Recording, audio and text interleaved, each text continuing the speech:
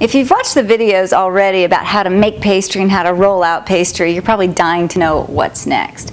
Well, in this video we're going to talk about blind baking, and a lot of tart or pie recipes call for a fully baked pie crust. You can buy them in the store, but they're not so good. These are excellent, and they've got all natural ingredients. It's just a little butter, flour, and water.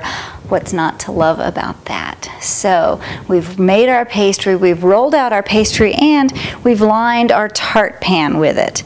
Now to bake it, if you just put it in the oven, because we've been so careful and we've made such a beautiful flaky pastry, all of that butter will cause the bottom to bubble up, and then you won't have any room for your filling. So what we want to do is put a little foil in the bottom. Just cover up your pastry, and then I need a weight to weight it down. These are ceramic pie weights is what they're called. You can buy them in usually nice home stores. They're a little expensive if you don't make pies all the time. The other option is just use dried beans, incredibly cheap and very, very effective. Let's use those today. I'm just going to pour my dried beans right into my pie shell.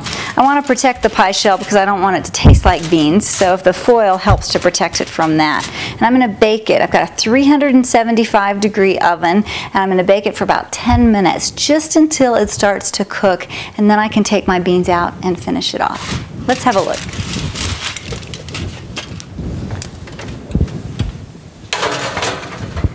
Okay, our blind baking tart shell has been in there for about 15 minutes. I've got a 375-degree oven.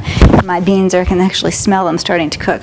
What you're looking for here is that the outside of the shell has started to set. That means it's really started to cook. I want to remove the beans carefully. The foil doesn't get hot, but the beans definitely do. Just going to take them out, and then I need to finish cooking it so the base of my pie shell gets finished and nice. I want it to be a nice golden brown. If the bottom starts to bubble up on you and rise up, just use a fork to prick the bubbles and create some air pockets, and it'll go right back down. So I'm going to put it back in probably another 15 minutes. I just want a nice golden tan color, and then my pie shell will be finished baking. We can add whatever cooked ingredients we want to serve in the pie shell.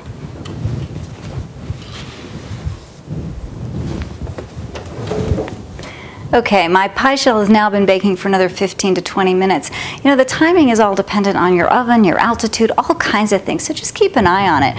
What you want is a nice tan golden color around the outside and a nice crusty crust on the inside.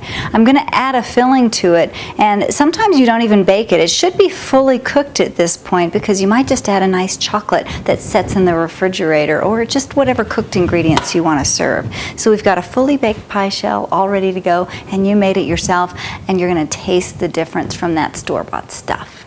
Bon appetit.